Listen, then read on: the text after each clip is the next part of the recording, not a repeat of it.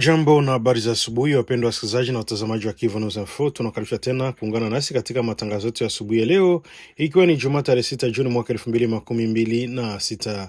Na kila siku tuendelee kujuza kwamba Kivu News Info tuendelea kuletea matangazo yetu tukiwa mashariki mwa Jamhuri ya Kidemokrasia ya Kongo. Na katika matangazo yetu ya asubuhi ya leo tutawaletea kwa kina matukio muhimu yaliyotawala vichwa vya habari yakiwemo masuala ya usalama mashariki mwa nchi, maendeleo ya kisiasa, ya kibinadamu katika maeneo mbalimbali, pamoja na taarifa nyingine za kijamii na kiuchumi zinazoendelea kujiri. Karibu na Kivu News Info ambako tutakuhakikishia unapata habari sahihi za haraka na zenye uhakika kutoka vyanzo mbalimbali, na tukikutakia usikilizaji mwema. Na naendelea kukumbusha kwamba huenda ndio ilikuwa mara kwanza unakutana nasi kupitia mtandao wa YouTube, basi kabla ya chochote kile ningekuomba na kusifu kitu kimoja: hakikisha umesubscribe, like, comment na kushare. Kwa lugha nyingine nasema kujabone, kueme vile na kupartager, kuendelea kusambaza habari kwa walio wengi zaidi.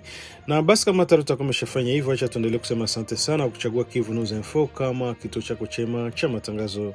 Langu jina mimi ni Teloje Longa, basi nakualika kuna mimi mwanzo hadi mwisho matangazo yetu asubuhi ya leo, ikiwa ni tarehe 6 Juni mwaka 2026. Na ni Kivu News Info, sauti ya wananchi. Basi karibu tukupashe.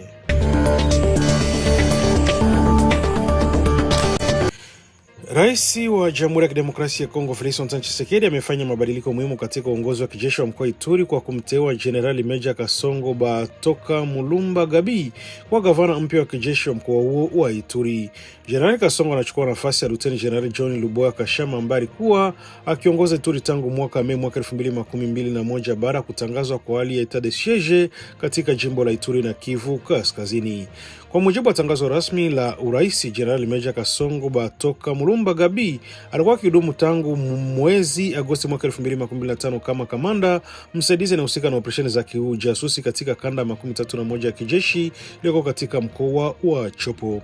Uteuzi wake unakuja wakati ambako Ituri inaendelea kukabili changamoto nyingi za kiusalama na kiafya. Mabadiliko haya ya uongozi yanafanyika katika kipindi nyeti ambako mkoa wa Ituri pia unakabiliwa na mlipuko wa ugonjwa wa Ebola uliotangazwa rasmi tarehe 15 Mei mwaka huu. Aliongeza uzito wa majukumu yanayomsubiri gavana mpya wa kijeshi ambaye atalazimika kushughulikia kwa wakati mmoja masuala ya usalama na changamoto za afya ya umma. Kabla ya kuondoka madarakani, Luteni Jenerali John Luboya aliwasilisha tathmini ya miaka yake zaidi ya 5 ya uongozi katika Ituri. Akizungumza katika mkutano wa pamoja na waziri wa afya Samuel Kamba pamoja na waziri wa mawasiliano Patrick Muyaya, Luboya alisema kuwa alipowasili Bunia tarehe 11 Mei mwaka 2021 hali ya usalama ilikuwa mbaya sana. Kwa mujibu wake, wakati huo wa katikati ya mji wa Bunia pekee palikuwa na usalama, huku maeneo mengi ya pembezoni yalitawaliwa na vitendo vya uhalifu na makundi yenye silaha. Alisema hatua yake ya kwanza ilikuwa ni kurejesha usalama katika mji wa Bunia na maeneo ya jirani ili kuruhusu shughuli za kawaida za wananchi kuendelea. Baada hapo, serikali ya kijeshi ilijikita katika kufungua tena barabara muhimu ambazo zilikuwa zimefungwa kutokana na hali ya ukosefu wa usalama. Miongoni mwa mafanikio yaliyotajwa ni kufunguliwa kwa barabara ya taifa namba 27 inaunganisha Bunia na Mahagi pamoja na mili wa Bunia hadi Komanda. Hatua hizo zilisaidia kuharakisha usafiri wa watu na bidhaa katika sehemu mbalimbali za mkoa huo. John Luboya pia alitaja kuwa alichangia katika maendeleo miundombinu ya mji wa Bunia. Chini ya uongozi wake, baadhi ya barabara za mji huo ziliwekwa lami, jambo lililorahisisha mawasiliano katikati ya miji na vitongoji vya pembezoni. Hata hivyo, pamoja na mafanikio ya Luboya, anaondoka madarakani huku changamoto kadhaa zikiendelea kuwepo. Makundi yenye silaha kama Codeco, CRP ya Thomas Lubanga na wasi wa ADF bado wanaendelea kufanya mashambulizi katika maeneo mbalimbali ya Ituri, inayosababisha vifo vya raia, watu kuyama makazi yao na kuendelea kwa hali ya hofu katika jamii hii. Kwa muda mrefu, sauti mbalimbali zimekuwa zikitaka mabadiliko katika uongozi wa kijeshi wa Ituri. Hata kutoka nchini Uganda, baadhi ya viongozi walikuwa wakionyesha wazi kutokuridhishwa na mwenendo wa hali ya mamlaka katika mkoa huo. Miongoni mwao ni mkuu wa majeshi wa Uganda Jenerali Muhoozi Kainerugaba, ambaye mara kadhaa aliandika katika mtandao wa X kuhusu swala hilo. Sasa macho ya wananchi wa Ituri yanaelekezwa kwa gavana mpya wa kijeshi Jenerali Meja Kasongo Batoka Mulumba Gabi, ambaye anakabidhiwa jukumu nzito la kuimarisha usalama, kuendeleza juhudi za maendeleo na kukabiliana na changamoto za kiafya zinazokabili jimbo hilo la Ituri.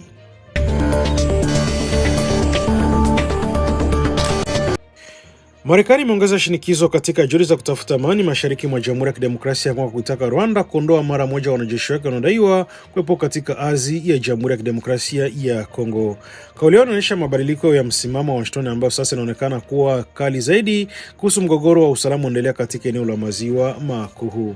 Katika taarifa iliyotolewa kupitia Masadi Bulosi, Marekani inasisitiza kuwa mafanikio ya juhudi za kurejesha amani katika mashariki mwa Kongo yanategemea utekelezaji wa hatua za wazi kutoka kwa pande zote zinazohusika katika mgogoro huo.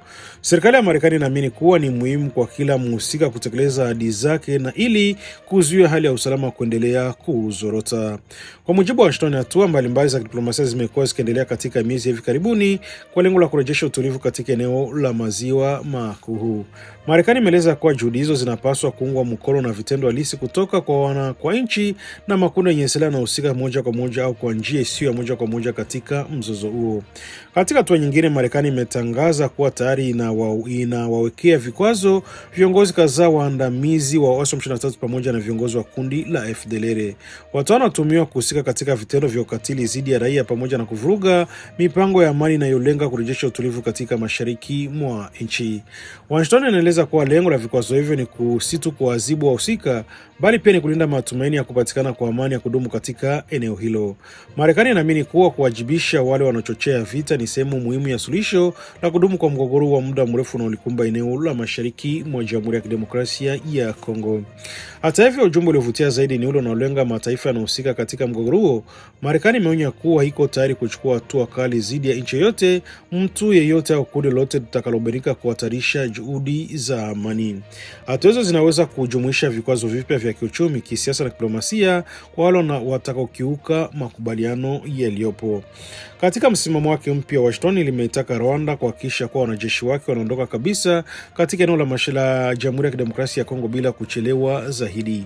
Marekani inaona kuwa uwepo wa vikosi vya kigeni katika ardhi ya Kongo ni moja ya mambo yanayochangia kuendelea kwa hali ya sintofahamu katika eneo hilo. Wakati huo, Marekani imetaka serikali ya Kinshasa kuongeza juhudi zake za kupambana na kundi la FDLR ambalo kwa muda mrefu limekuwa likitajwa kama chanzo cha wasiwasi na usalama kwa Rwanda. Kwa mtazamo wa Washington, suluhisho la mgogoro huu linapaswa kuwa la pande mbili: kuondolewa kwa vikosi vya kigeni kutoka Kongo na wakati huo huo kusambaratishwa kwa makundi ya waasi wanaofanya shughuli zao ndani ya nchi.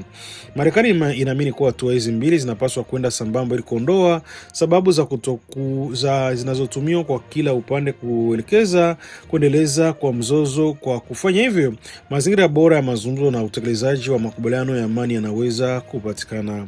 Kwa mujibu wa viongozi wa Marekani, mustakabali wa amani katika mashariki mwa DRC na eneo lote la Maziwa Makuu sasa unategemea mambo matatu muhimu. Jambo la kwanza ni kuheshimu ahadi zilizotolewa na pande zote zinazohusika.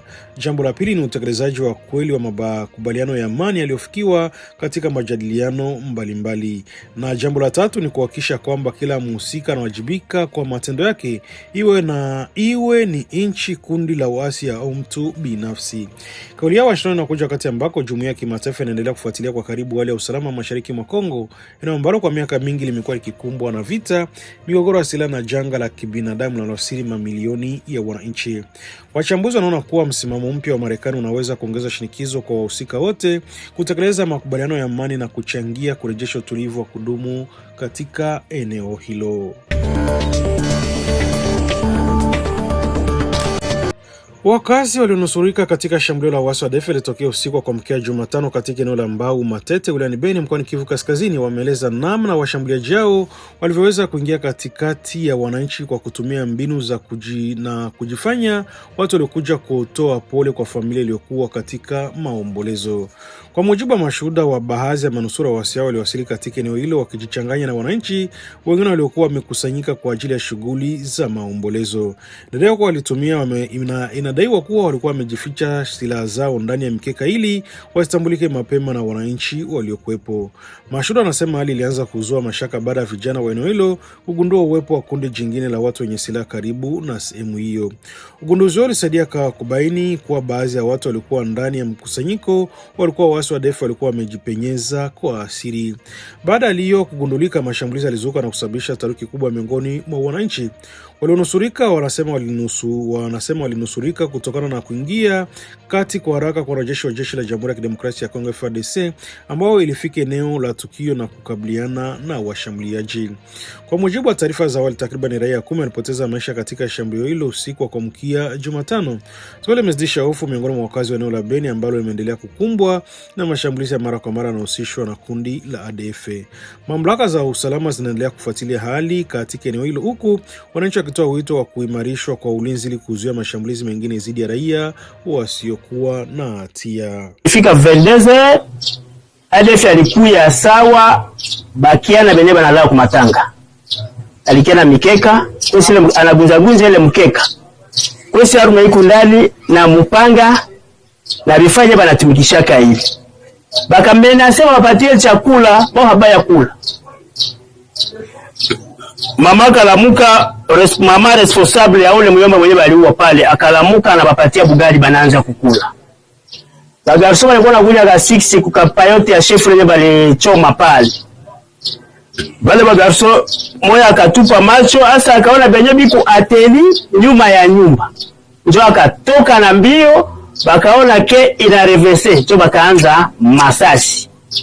Sasa madani walikuwa na ikala na mloko wake na grand sere yake biko naongea, biko na imizana pale. Ile 22h. Bati yote bashenga nyumba washenda lala. Sasa bao bakaanguka mwile ile masasi ya mingi ile. Nalo wakawaza balisha pata, bao balisha kufa. Akumbe biko wavi. Akasema gizi bale basha kufa mbache, batu banayala munyumba. Akaingia munyumba, anaanza tosha batu moya moya, akakutana ule muyomba anampiga masasi kukichwa. Anakufa. Akatosha mama 2, mama 4 ya batoto. Akasema nyeba ya batoto mutoki muende. Akatosha mama mwa kumwisho kule shebeji yangu tunaye. Akamtosha anaambia tushaua batu mingi, wewe toka uende. Ule amaka aenda Nalu pale mbele akamfungia njaji huko nakimbia. Akamwambia bana sema niende. Ule chef Nalu akatosha anasema mumwachi aende. Ule mama alikuwa anaregea hana tena nguvu. Akaikala tu pembeni ya maua pale hivi na ndiko namuona. Sasa kitu ya kabambi wakati nye madami balikokotana na biko mwele ambutiaje yabo ya nyumba bakajikokotea kuhipori. Sasa walibaliza bakabeba bale bafia ango mule banaenda nabo, fule ingine ya batu hapa nje bakaprofite kukimbia. Sasa ilikuwa Nalu anaanza kucheke ile hipori ya pale pembeni na torsha tafute mtu moya moya. Njo FARDC ikafika. Kakuya na moto ya mingi sana. Nalu akaona hakuna mwaye. Nalu anadisparaitre. Njo akachoma ile baraza, akachoma na ile mamoto, Nalu anakimbia. Madambi yangu akatubu ile asubuhi. Akaniambia tunafanyaka mbaya kutaya basoda. Basoda habangi kuya. Kaba saa ise moja tunakufa. Jubu siku likucha yeye na mloko wake na biko na basoda bana babalevi kumikono. Biko banatetemeka. Basoda bali balokota baga ba protéger paka asubuhi. Hiyo niko ninaona pale kitu moja grave. Na kwenye mimi naikalaga mimi naga niko naambia banaume beba na kuwaka pembeni yangu. Ile malangaji iko nje ya enemy. Luza tuko tunakufa tungali tumo butoto. Atio naka profondere ya shida sana kutuingilia. Kama tunapita mabarabara iko ju FARDC iko pale. Kama unapaswa enda fazi mwele nini, soda katoka, utaisha maliza batu. Misio yake kabambi iko kuua batu. Ile bale batu biko nafanya ma video, banafanya ma emission, biko nacheza role ya enemy. Kwanza leta tuache kubabembeleza ibarete kabisa. Jili omba tuzongee langage moya na FARDC yetu. Message banachanganya watu na message yabo ile ule mtu wa chini yana hiyo tu iko tu kweli.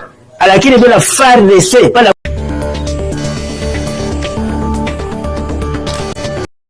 Hali ya taharuki ilitanda katika mji wa Uvira mkoani Kivu Kusini baada ya tukio la ufyatuaji wa risasi lililopotea jioni ya jana Jumatatu 5 Juni majira saa 3 usiku katika Avenue Kivu ndani ya mtaa wa Nyamianda karibu na kanisa la Daniele.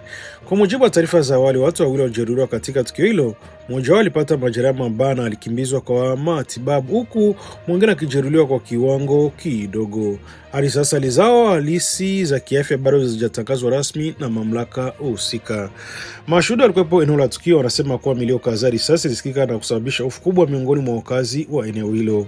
Baadhi ya wananchi walazimika kukimbia kutafuta usalama, huko shughuli zikisimama kwa muda kutokana na hali ya ukosefu na sitofahamu iliyotokea.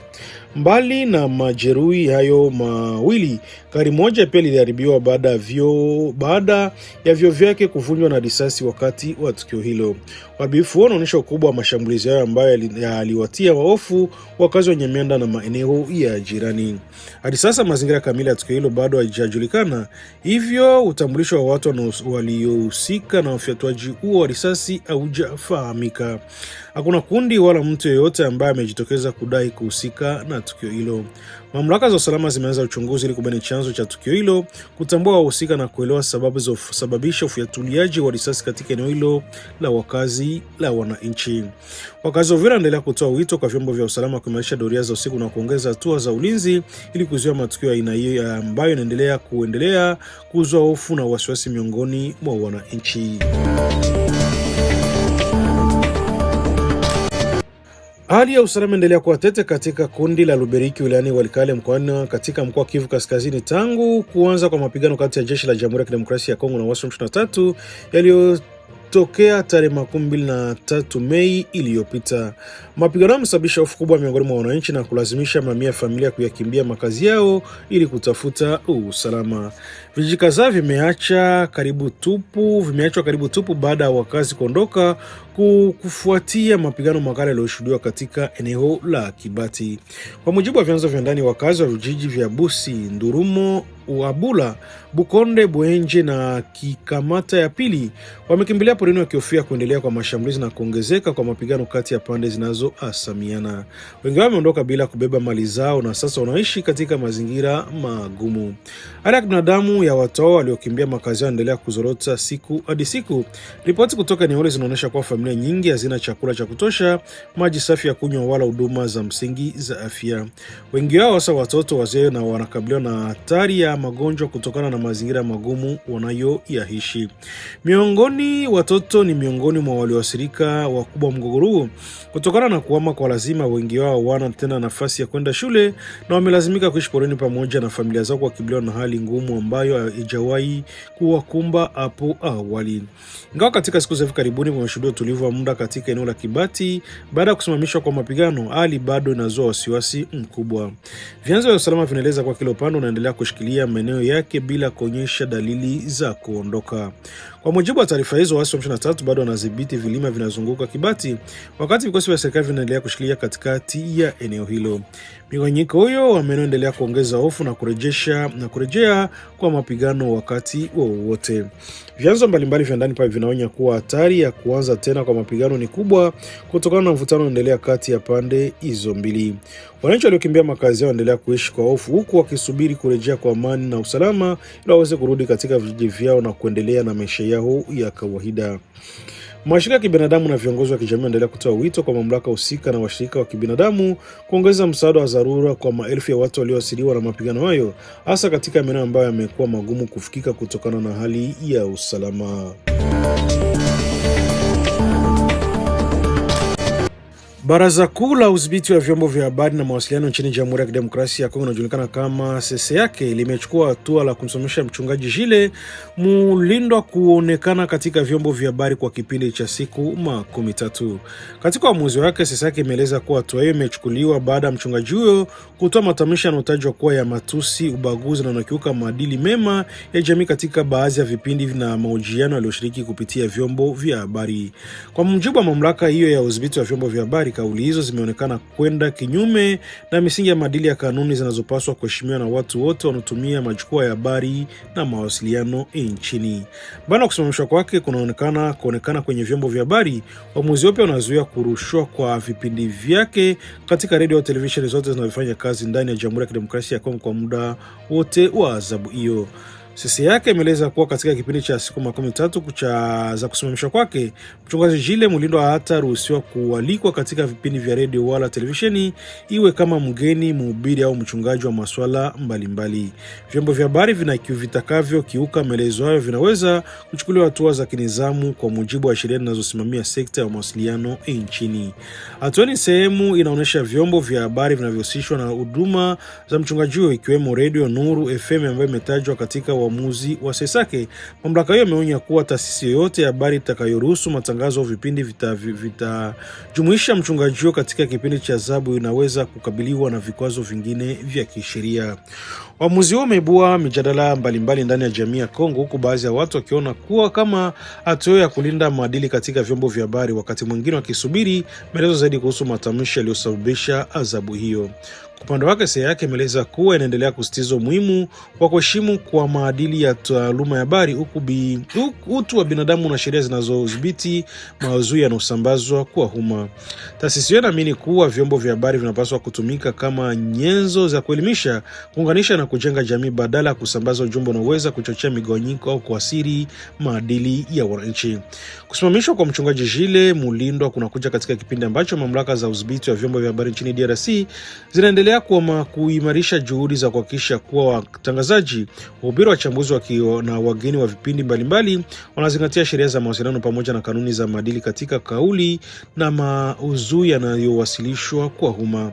Kwa sasa mchungaji Jile Mulindwa anaendelea kuwa nje ya anga za habari kwa muda wa mwezi mmoja, huku wadau wengi wakisubiri kuona kama kutakuwa na hatua nyingine au maamuzi mapya baada ya kumalizika kwa kipindi hicho cha adhabu.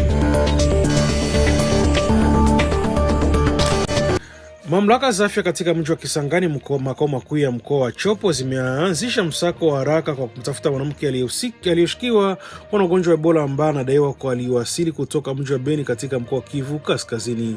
Tahadhari hiyo ilitangazwa siku ya jana Ijumaa tarehe 5 Juni wakati wa kikao cha uratibu wa shughuli za maandalizi ya kukabiliana na mlipuko wa ugonjwa huo.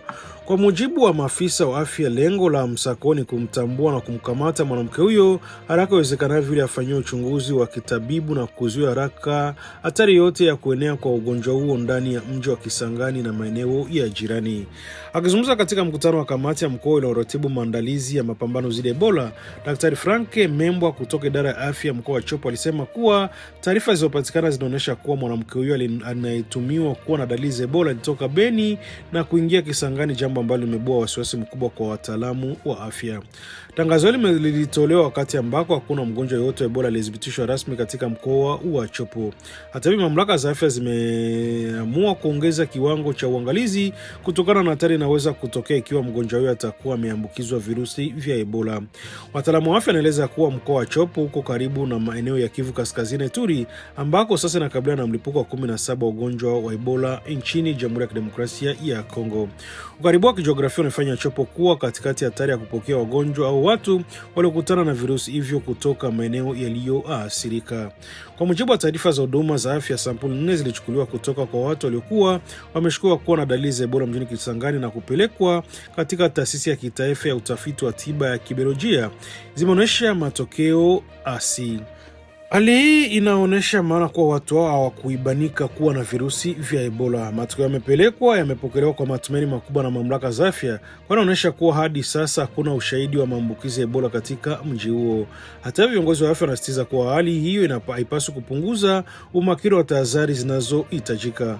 Mamlaka bado zinasubiri matokeo ya uchunguzi wa sampuli nyingine zilizochukuliwa kutoka kwa mwanaume mmoja katika uwanja wa ndege wa kimataifa wa Boka. Sampuli hiyo imepelekwa maabara kwa uchunguzi zaidi na matokeo yake yanatarajiwa kutolewa katika saa au siku zijazo. Maafisa wa afya wanaamini kuwa matokeo haya yatasaidia kutoa picha kamili kuhusu hali ya afya yoma katika mji wa Kisangani na kusaidia katika maamuzi na hatua zinazopaswa kuchukuliwa endapo kutagunduliwa na hatari yoyote ya maambukizi ya ugonjwa huo. Kutokana na uzoefu, mamlaka za afya zinaendelea kuimarisha mfumo wa ufuatiliaji katika viwanja vya ndege, mipaka, vituo vya usafiri na maeneo mengine yanayopokea wasafiri kutoka sehemu mbalimbali za nchi. Lengo ni kugundua mapema wagonjwa wanaoweza kuwa na dalili za Ebola na kuzuia maambukizi mapema.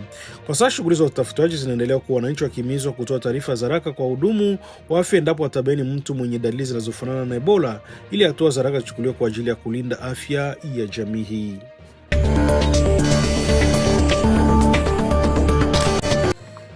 Na ni kufikia hapa ndipo tunafika mwisho wa matangazo yetu ya asubuhi ya leo kwa tarehe 6 Juni mwaka 2026 kupitia Kif News Info. Basi tunashukuru sana kwa kuwa nasi tangu mwanzo hadi mwisho wa matangazo haya. Tuendelea kuwasihi muwe na amani, mshikamano na uangalifu katika shughuli zenu za kila siku, huku mkiendelea kufuatilia kwa karibu matukio yanayoendelea ndani na nje ya nchi kupitia Kif News Info.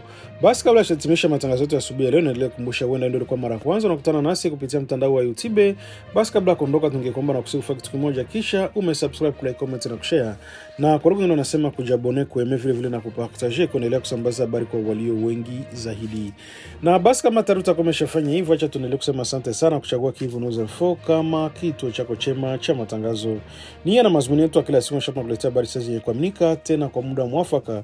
Basi naendelea kutuandikia na ukatujuza unatusikizwa kwa sehemu gani, na uende ukatuambia maoni yako aiza mapendekezo yako. Langu jina mimi ni Teloje Longa, nini Kif News Info. Basi tunatakia asubuhi njema, nimefanikiwa tele na nikodi tena tukutanane katika taarifa zetu za mchana. Asanteni sana, na basi tuendelee kuwatakia asubuhi njema, nimefanikiwa tele katika shughuli zenu za kila siku. Basi baina chao na tutanane tena katika taarifa zetu za mchana. Skrini zetu zinaweza kuunganisha au kugawa.